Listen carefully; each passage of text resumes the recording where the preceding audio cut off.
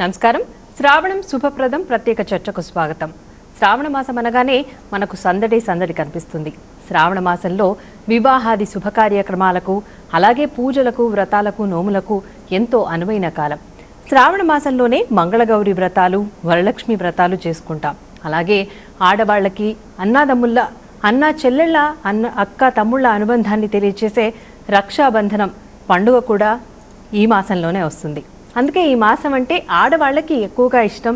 అంతేకాకుండా లక్ష్మీదేవికి, విష్ణుమూర్తికి, శివుడికి కూడా ప్రీతికరమైన మాసం. మరి ఇంతటి విశిష్టత కలిగిన శ్రావణ మాసం అంటే ఏమిటి? అసలు శ్రావణంలో చేయాల్సిన విధి విధానాలు ఏమిటి? ప్రతిరోజు పండగలాగా భావించే ఈ శ్రావణ మాసం ఎందుకంత విశిష్టతను సంతరించుకుంది? ఇత్యాది విషయాలన్నింటినీ చర్చిద్దాం. మరి ఈ చర్చలో పాల్గొనేందుకు ప్రముఖులు సిద్ధంగా ఉన్నారు. ముందుగా వారిని పరిచయం చేసుకుందాం. కాకనూరు సూర్యనారాయణమూర్తి గారు, ప్రముఖ ఆధ్యాత్మికవేత్త. నమస్కారం అండి. నమస్కారం. రామకృష్ణమూర్తి గారు, ప్రముఖ ఆధ్యాత్మికవేత్త. నమస్కారం అండి. నమస్కారం.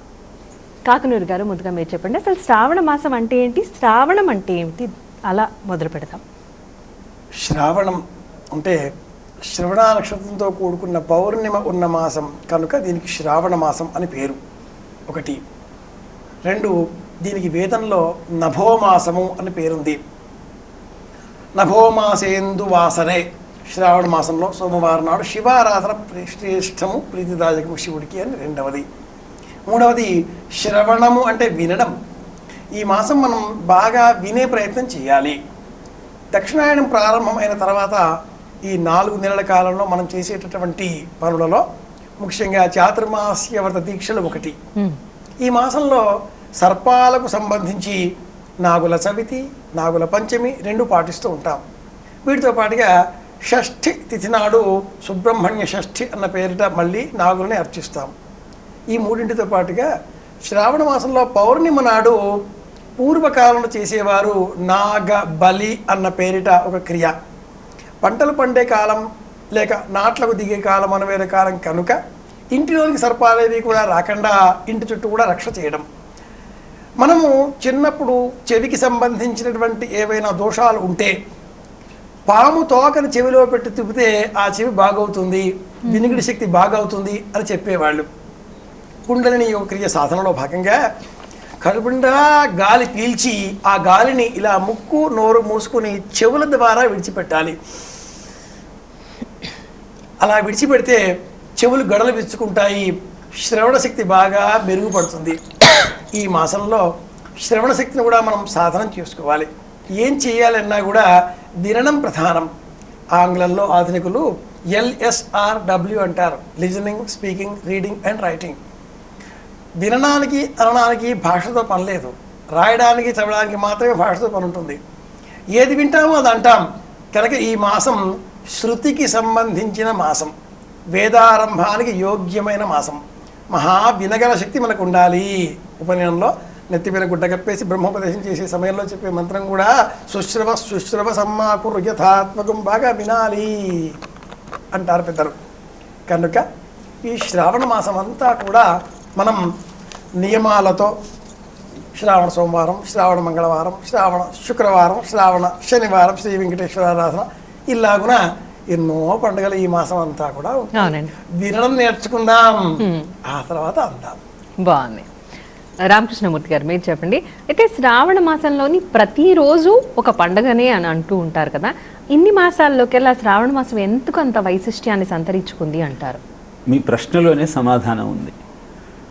మిగతా మాసాలలో ఎలా ఉన్నా, ఒక్కొక్క మాసంలో ఒక్కొక్క రోజుకు ప్రాముఖ్యత ఉన్నా, శ్రావణ మాసంలో శ్రావణ సోమవారం, శ్రావణ మంగళవారం, శ్రావణ శుక్రవారం, శ్రావణ శనివారం, ఇలా ప్రతిరోజు పండుగలా గడపగలిగి గడపటం ద్వారా పూర్తి శ్రేయస్సును పొందగలిగిన అద్భుతమైనటువంటి పర్వదినాలు మనకు ఈ శ్రావణ మాసం అంతా ఉన్నాయి. కాబట్టి ఉత్తరాయణం అయిపోయి దక్షిణాయనం ప్రారంభమవుతున్నటువంటి ఈ సమయంలో సూర్యశక్తి తగ్గి నీలో ఆసురీభావన ప్రారంభమవుతుందన్నటువంటి ఆలోచన కలగటం కారణంగా పురాణాలు, ఇతిహాసాలు, ఆర్షవాంగ్మయం, ఉపాసన దృష్ట్యా ఆ అమ్మవారిని, ఆ దేవతల ఆరాధన ద్వారా జీవితాన్ని అద్భుతంగా మార్చుకోమని తెలియజెప్పేటువంటి ప్రాశస్త్యం శ్రావణ మాసానికి ఉంది. ఇందాక మీరంటూ ఆడవాళ్లకు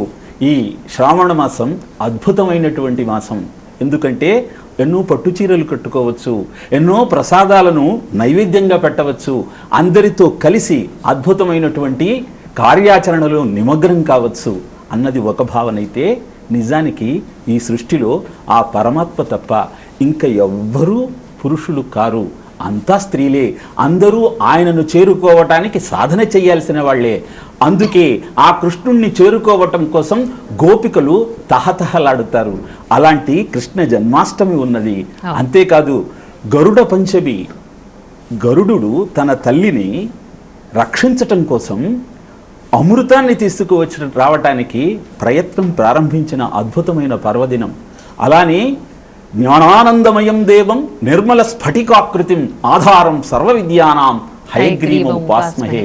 ఆ హయగ్రీవుడు జన్మించి వేద విద్యను తిరిగి మనకు అందించిన అద్భుతమైన పర్వదినం. నిజానికి వేదాలు అపౌరుషేయాలే, దానికి రూపమేమిటి అన్నటువంటి భావన మనకు కలగచ్చు. అక్కడ చెప్పదలుచుకున్న విషయం ఏమిటి అంటే, నీలో ఆసురీ లక్షణాలు పెరుగుతూ ఉన్నప్పుడు నిన్ను సరి అయిన మార్గంలో పెట్టగలిగినది దేవతారాధన. అందుకే అశ్వరూపంలో ఆ మహానుభావుడు ఉద్భవించి మనకు అద్భుతమైన జ్ఞాన ప్రబోధం చేసి అగస్త్యునికి లలితా సహస్రనామాన్ని, అందరు దేవతలకు మానవ లోకానికి అద్భుతమైనటువంటి వేద వాంగ్మయాన్ని అందిస్తూ జీవితాన్ని ఇలా గడిపినట్టయితే అద్భుతమైన ఆనందం నీ సొంతమవుతుంది అని తెలియచెప్పటమే హయగ్రీవ ఉపాసన వెనకాల అంతరార్థం. ఇన్ని అద్భుతమైన విశేషాలు ఉండటమే కాకుండా ప్రతిరోజు పర్వదినమే అనుకున్నట్టు మనం ఈ మాసంలోనే కృష్ణ జన్మాష్టమి, మంగళగౌరీ వ్రతం, వరలక్ష్మి వ్రతం, గరుడ పంచమి, పుత్రార్థి ఏకాదశి, ఇలా అనేకమైన పండుగలు జరుపుకుంటూ అద్భుతమైనటువంటి ఆనందాన్ని అందుకోవటానికి అవసరమైన ముహూర్తం. కాబట్టి దీన్ని మనం అద్భుతమైనటువంటి శ్రావణం వినటమే నీకు అద్భుతమైన శుభప్రదమైన ఫలితాలను కలిగించగలిగినటువంటి ఉపాయం అని తెలియచెప్పటమే ఈ మాసం యొక్క అంతరార్థం. బాగుందని చక్కగా చెప్పారు. అయితే ఇందాక కాకునూరి గారు మీరు చెప్పండి, రామకృష్ణ గారు మీరు కూడా చెప్పారంటే ఆసురీ భావన రాకుండా ఉండడం కోసం అని చెప్పేసి, ఎందుకు ఆసురీ భావన వచ్చే అవకాశం ఉంది, దాని నుంచి నియంత్రించడానికి ఏం చేయాల్సిన అవసరం ఉంది అంటారు? అమ్మ, ఏ గ్రహం కూడా సంపూర్ణంగా శుభగ్రహం కాదు, అట్లాగే ఏ గ్రహం కూడా సంపూర్ణంగా అశుభగ్రహము కాదు, కలిసే ఉంటాయి. మానవ ప్రవృత్తి కూడా అంతే. సమయానుకూలంగా సాత్విక భావంతోటో, సమయాన్ని మించినప్పుడు తామస రాజసిక భావాలతోటో మనం ప్రవర్తిస్తూ ఉంటాం. కాలానుగుణంగా ఇక నుంచి సూర్యనారాయణమూర్తి సంచారం అంతా కూడా సింహరాశిని విడిచిపెట్టి కన్యాగతే సవితరి పంచమాపరపక్ష అని చెప్పినట్లుగా సూర్యుడు బలహీనపడి కన్యా, తుల, వృశ్చికం ఈ 3 రాశులలో సంచారం చేసే కాలం. సూర్యనారాయణమూర్తి బ్రహ్మాండంగా చండప్రచండంగా ఆకాశంలో ప్రకాశించే వేళన ఎవరూ మరణించరు. మిట్ట మధ్యాహ్నం వేళ ఎక్కడా మీకు మరణాలు కనిపించవు. రాత్రి వేళనో, తెల్లవారుజామునో, అర్ధరాత్రి వేళలోనే మరణాలు సంభవిస్తూ ఉంటాయి. కారణం ఏమిటి? సూర్యనారాయణమూర్తి ఎటువంటి కీడు మనకు వాటిలనివ్వడు. అటువంటి సూర్యనారాయణమూర్తి ఈ కాలంలో తన శక్తిని కాస్త తక్కువగా అందజేసేటటువంటి అవకాశాలు ఉన్న రోజులు కాబట్టి మనం వీలైనంత మట్టుకి భగవంతుడికి సంబంధించిన స్తోత్ర పాఠాలను వింటూ అంటూ కాలక్షేపం చేయాలి. అలా చేయడం కోసమనే ఆషాఢమాసం మొదలుగా మనకు దక్షిణాయనం చెప్పగానే చాతుర్మాస్య వ్రత దీక్షలు, అది కాగానే ఆషాఢమాసం ఈ నెలంతా కూడా, ఆ పిమ్మట భాద్రపదం, అందులో గణపతి, ఆశ్వీజం, దుర్గా, కార్తీకం, శివుడు, సూర్యనారాయణమూర్తి, అట్లాగా పంచాయతనాలకి భాద్రపదం మొదలుగా 5 నెలలు అన్ని పండుగలే. వీటిలో ఈ శ్రవణ నక్షత్రంలో ప్రత్యేకించి శ్రవణం, కీర్తనం, విష్ణు స్మరణం, పాదసేవనం, వందనం, అర్చనం, దాస్యం, సఖ్యం, ఆత్మనివేదనం అనబడే 9 విధ భక్తి మార్గాలలో మొదటిది ఇందాక చెప్పుకున్నామే లిజనింగ్ స్కిల్స్. ముందుగా వినాలి. అవునండి, వింటేనే మనం ధ్యానం చేయగలుగుతాం. రాత్రి వేళ కాగానే తెలియకుండానే మనలో కొంత ఆసురీ భావనలు మొరుగుతూ ఉంటాయి. ఏదైనా కొడదామా, తిందామా, చేద్దామా అన్నట్లుగా అనేటటువంటి చీకట్లోనే తప్పులు జరుగుతాయి. చీకటి పెరిగే కాలం ఇది కాబట్టి చీకట్లో మన మనస్సు చంచలం కాకుండా చీకట్లో సూర్యుడిలాగా ఉండేటటువంటి ప్రకాశించేది ఏమిటి? మన మనస్సు. దీన్ని జ్యోతిష్టదస్మి ప్రభో అన్న వాక్యాన్ని, శంకర భగవత్పాదుల వాక్యాన్ని మనం జ్ఞాపకం తెచ్చుకునే విధంగా వీరంత మట్టుకి భగవన్నామ సంకీర్తన కలియుగంలో స్మరణాత్ వింటేనే పాప విమోచనం కనుక విందాం, తర్వాత అందాం. ఇది కనుక ఈ శ్రావణ మాసం వినదగ్గ మాసం. ఆడవాళ్ళకి ఈ మాసం అంతా కూడా శనగలు నానబెట్టుకుని తినాలి అని చెప్తారు. నానబోసిన శనగలు మొలకెత్తినవి కాకూడదు. మొలకెత్తకుండా నానబోసిన శనగలు తింటే వాళ్ళకి క్యాన్సర్ రాదు అని మనకి అథర్వణ వేదం 2వ మండలంలో 32వ సూక్తం చెబుతుంది ప్రత్యేకించి. ఇది ఈ మాసం వైశిష్ట్యం. బాగుందండి. కాలర్స్ వెయిట్ చేస్తున్నారు, మాట్లాడదాం. హలో, నమస్తే మేడం. నమస్కారం అండి. ఎక్కడి నుంచి కాల్ చేస్తున్నారు? మీ పేరేంటి? నా పేరు పావని మేడం, చిత్తూరు జిల్లా. పావని గారు, మీ సందేహం ఏంటి శ్రావణ మాసానికి సంబంధించి? సుబ్రహ్మణ్య స్వామికి 9 మంగళవారాలు చేసుకోవాలనుకుంటున్నాను. అది ఈ మాసంలో చేస్తే మనకి ఎంత మంచి మంచి ఫలితాలు వస్తాయో చెప్పాలి. రామకృష్ణమూర్తి గారు, మీరు చెప్పండి. ఆ ప్రశ్నకు మా గురువు గారు అద్భుతంగా ఏమిటమ్మా ప్రశ్న అది? సుబ్రహ్మణ్య స్వామికి తను వ్రతం లాగా చేయాలనుకుంటున్నారు. సుబ్రహ్మణ్య షష్ఠి మంగళవారాలు చేయాలనుకుంటున్నాను. అది ఉప్పు నూనె లేకుండా తినటం.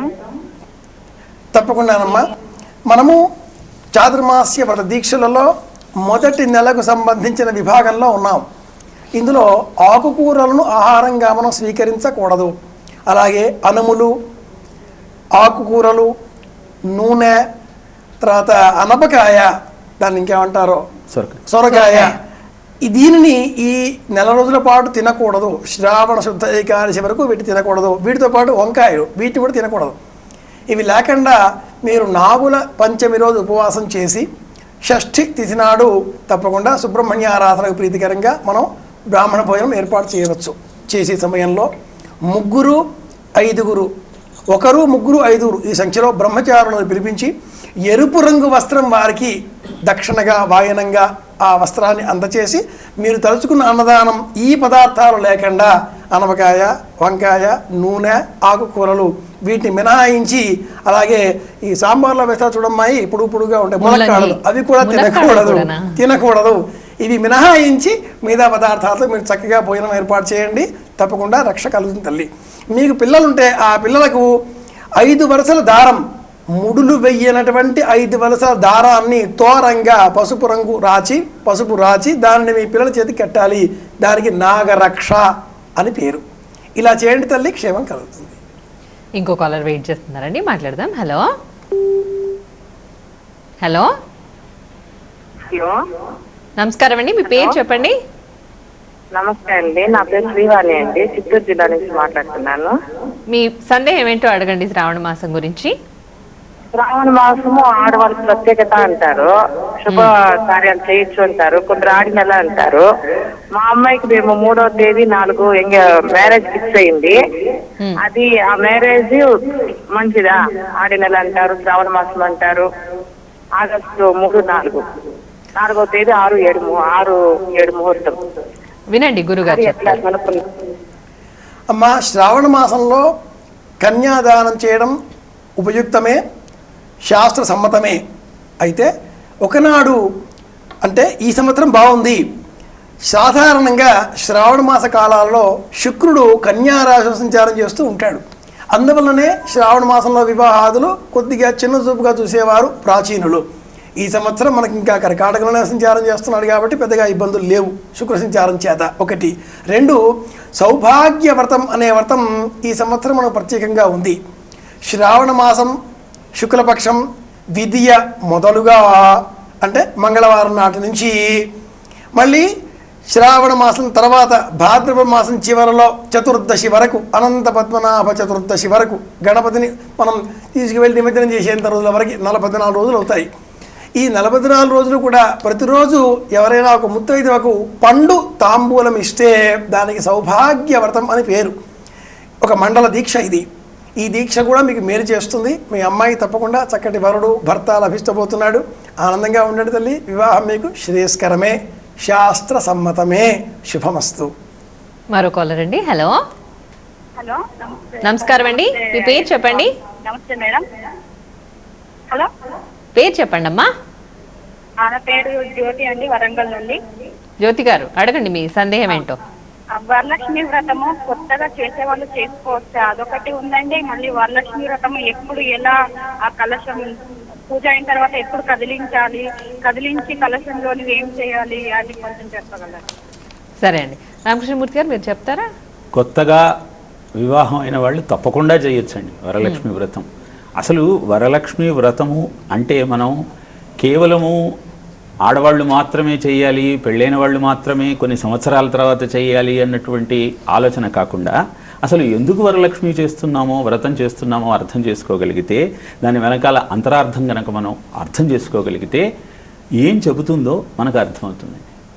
చారుమతి అనేటువంటి సాధ్వికి కలలో కనపడి ఈ వ్రతం చేయమంటూ ఉపదేశం చేసింది పార్వతీదేవి. వెంటనే ఆమె ఇంట్లో ఉన్నటువంటి అందరినీ సమావేశపరిచి ఇలా నాకు కల వచ్చింది అని చెప్పగానే అందరూ ఏకమయ్యి ఇది చేద్దాము అని సంకల్పించుకోగానే ఆమె ఊరిలో వారిని అందరినీ పిలిచి అద్భుతమైనటువంటి ఈ వ్రతానికి సంకల్పం చేసింది. అందరూ కలిసి ఈ కార్యక్రమాన్ని ప్రారంభించగానే కార్యక్రమం ఆ వ్రతం అవుతున్నటువంటి సందర్భంలో ప్రదక్షిణ చేస్తూ ఉంటే వారికి ఒంటి మీద ఒక్కొక్క ఆభరణం ఆవిర్భవించి అందరూ సిరి సంపదలతో తొలతూగారు. ఈ కథ ఏం చెబుతుంది అంటే, అద్భుతమైన వ్రతాన్ని నువ్వు ఆచరించాలి అంటే మొట్టమొదట కుటుంబంలో సౌభాతృత్వము, సఖ్యత, ఆనందము ఇవి ఉన్నట్టయితే నువ్వు తలపెట్టిన కార్యక్రమం నిర్విఘ్నంగా నెరవేరుతుంది. ఆ తరువాత మీరు ఒక్కళ్లే కాకుండా ఊరిలో ఉన్న వారి అందరినీ కలుపుకొని ఈ నోమును వ్రతాన్ని ఆచరించమని చెప్పేటువంటి అద్భుతమైన సామాజికమైనటువంటి ప్రయోజనాన్ని నీకు ప్రబోధించేటువంటి అద్భుతమైనటువంటి వ్రతం ఇది. అందుకే మనకు లక్ష్మీదేవికి ఉన్నటువంటి అష్టలక్ష్మీ నామాల్లో వరలక్ష్మి అన్న పేరు లేదండి. సిద్ధలక్ష్మి, మోక్షలక్ష్మి, జయలక్ష్మి, సరస్వతి, శ్రీలక్ష్మి, వరలక్ష్మి చ ప్రసన్న మమ సర్వదా. అంటే నువ్వు ఒక కార్యక్రమాన్ని మొదలుపెట్టినప్పుడు దానిలో విజయం కలిగితే అది సిద్ధలక్ష్మి. ఎప్పుడైతే అనుకున్న కార్యక్రమం నిర్విఘ్నంగా నెరవేరిందో అది నీకు ఆ బాధ్యత నుంచి విముక్తి కలిగిస్తుంది, కాబట్టి అది మోక్షలక్ష్మి. ఈ విధంగా నీకు జయం కలుగుతుంది. ఈ విధంగా జయం కలగటానికి అవసరమైనటువంటి బుద్ధిని నీకు ప్రసాదించేది సరస్వతి. ఈ విధమైనటువంటి శ్రీలక్ష్మి అందించేది వరలక్ష్మి. వరం అంటే నీకు అద్భుతమైన శ్రేయస్సును కలగజేసేది. కాబట్టి ఇలాంటి వ్రతాన్ని ప్రతి ఒక్కరూ ఆచరించి ఆ లక్ష్మీదేవి కృపా కటాక్ష వీక్షణాలకు పాత్రలు కావటానికి అద్భుతమైనటువంటి ముహూర్తం. బాగా జ్ఞాపకం పెట్టుకోవాల్సింది ఏంటంటే, వరలక్ష్మి వ్రతము అనగానే ఎన్ని ప్రసాదాలు చెయ్యాలని ఆలోచిస్తారు, కానీ ఎన్నిసార్లు ఆ తల్లి నామస్మరణ చెయ్యాలో ఆలోచించరండి. నిజమైనటువంటి ప్రయోజనం మీకు ఎప్పుడు సమకూరుతుంది అంటే, ఆ తల్లి నామాన్ని నువ్వు మయ్యేవ మనాథత్స్వ మై బుద్ధిం నివేశయ, మనస్సులో బుద్ధిలో నింపుకొని ఆ తల్లిని ఆరాధించినప్పుడు మాత్రమే దానివల్ల ప్రయోజనం కలుగుతుంది. కానీ ప్రసాదాలతో మాత్రమే ప్రీతి చెందేటువంటి తత్వం కాదు లక్ష్మీతత్వం. దాన్ని అర్థం చేసుకుంటూ కేవలం లక్ష్మీదేవినే కాదు, లక్ష్మీనారాయణుడితో కూడినటువంటి లక్ష్మీదేవిని ఆ రోజు మనం ఉపాసించే ప్రయత్నం చేయాలి. ఆమె హేమాంబుజ పీఠికాయై, ఆమె బంగారు పద్మంలో కూర్చున్నా నువ్వు తమలపాకు వేసి ఆవాహనం చేస్తే వచ్చి నీ తమలపాకు మీద కూర్చుంటుంది. అంటే అర్థం ఏమిటి అంటే, నువ్వు ఎంత ధనవంతుడివైనా, ఎంత వంగి ఉంటే అంత అద్భుతమైన ఖ్యాతి, సంపద, ఆరోగ్యం, ఐశ్వర్యం నీకు సంప్రాప్తిస్తాయి అని చెప్పటమే వరలక్ష్మి వ్రతం వెనకాల ఉన్న అంతరార్థం. కాబట్టి అందరూ తప్పకుండా చేస్తారు. అలాగే ఉద్యాపన గురించి కూడా ఆవిడ అడిగారండి, మీరు చెప్తారా? అమ్మాయి కొత్తగా వ్రతం చేసుకోవాల్సిన వాళ్ళు ఎలాగా ఒక సందేహం, అలాగే ఎప్పుడైనా ఈ వ్రతం ఉద్యాపనం చేయవచ్చా అనేది రెండవ సందేహం. రెండు ఉంటాయి. కొత్తగా ఈ వ్రతం చేసుకోవాలి మా ఇంట్లో లేదు అన్నవాళ్ళు, లేదా కొత్తగా వివాహమైనటువంటి కోడలు మొదటిసారిగా వ్రతం చేసుకోవాలి అనుకున్నటువంటి వాళ్ళు, ఈ వ్రతం ఉన్నటువంటి వాళ్ళ దగ్గరికి వెళ్ళి వాళ్ళతో పాటు 9 వరసల దారం తోరం ఒకటి, 5 వరసల దారం తోరం ఒకటి, 2 తోరాలని చేయించి వ్రతం ఉన్నటువంటి వాళ్ళతో పాటు ఆ పీఠ దగ్గర కూర్చొని వాళ్ళ గోత్రనామాలతో పాటు మన గోత్రనామాలు కూడా చెప్పించి ఈ తోరాన్ని ఆ పీఠం మీద ఉంచి, ఆ పీఠంలో పూజాధికారులన్నీ కూడా అయిపోయిన తర్వాత ఆ తోరాన్ని చేతికి కట్టుకొని 9 పూర్ణం కుడుమలను వాయనంగా ఇవ్వాలి. ఇచ్చి ఆ వరలక్ష్మి చుట్టూ కూడా 9 సార్లు ప్రదక్షిణ చెయ్యాలి. లక్ష్మీ రావే మా ఇంటికి క్షీరాబ్ధిపుత్రి వరలక్ష్మి రావే మా ఇంటికి. ఇలా పాటలు పాడుకోవాలి. ఈ నాటకాల్లో పాటలు పాడేవాళ్ళు తక్కువయ్యారు. పాడుకుందామమ్మా, నేర్చుకుందాం. 2, ఈ వ్రతాన్ని ఎలా మనం పరిసమాప్తం చేయాలి అన్న సందేహం. వరలక్ష్మి వ్రతానికి ఉద్యాపన అనేది ఉండదు, జీవితాంతం చేసుకోవాలి మీ ఓపిక ఉన్నంతకాలం. మా చేత కాదు అని అనుకున్నప్పుడు ఈ చేతికి కట్టుకున్నటువంటి ప్రతిసరం తోరాన్ని చాలామంది వ్రతం పూర్తి చేసిన తర్వాత విప్పి భద్రపరుచుకుంటారు. దేవతా గదిలోనే ఒక పేటికలో డబ్బాలో ఉంచి పెడతారు. వివాహమైనప్పుడు ఏ గౌరమ్మనైతే ఇంటికి తీసుకొచ్చారో మంగళగౌరి రూపంలో అది పూజ చేసిన తర్వాత 5 ఏళ్లకు వ్రతోద్యాపన మంగళగౌరికి చేసి ఆ పేటిక మళ్ళీ వృధాగా ఉండకుండా ఇంకొక లక్ష్మి పసుపు ముద్దం చేసుకుని ప్రతి శుక్రవారం పూజ చేసుకుంటూ ఉంటారు. ఆ గౌరమ్మ చుట్టూ ఈ తోరాన్ని చుట్టు పెడుతూ ఉంటారు. ఉద్యాపన చేద్దాం అనుకున్నప్పుడు 16 మంది స్త్రీలను పిలిచి 16 మందికి స్త్రీలు వాళ్ళకి ప్రత్యేకంగా వాయనాలు, ఆకుపచ్చదో పసుపచ్చదో ఎరుపుదో చీర రవికిరణము వాటికి వాయనంగా ఇచ్చి భోజనాధికారులు ఏర్పాటు చేసి 9 విధాలుగా ఉండేటువంటి వంటకాలను ఈ 16 మందికి వరుసగా వడ్డించాలి. లక్ష్మి షోడశ కళలతో వెలిగేటటువంటి స్వరూపం. అక్కడ అవసరమైనటువంటి 9 కనుక ప్రత్యేకించి 16 మంది స్త్రీలకు ఇలా మనం ఆ పూజాధికారికాల తర్వాత ఆ వాయనాలు అవన్నీ కూడా ఇచ్చేసి చేట వాయనం, మూసి వాయనం అంటారే, ఇలాంటి వాయనాలు మన సంప్రదాయాలకు అనుగుణంగా ప్రాంతీయ ఆచారాలకు అనుగుణంగా వాయనాలు ఇచ్చి అమ్మ మళ్ళీ భవిష్యత్తులో మాకు బుద్ధి కలిగితే మళ్ళీ చేసుకుంటాను తల్లి అని కూడా పూర్తి చేయవచ్చు.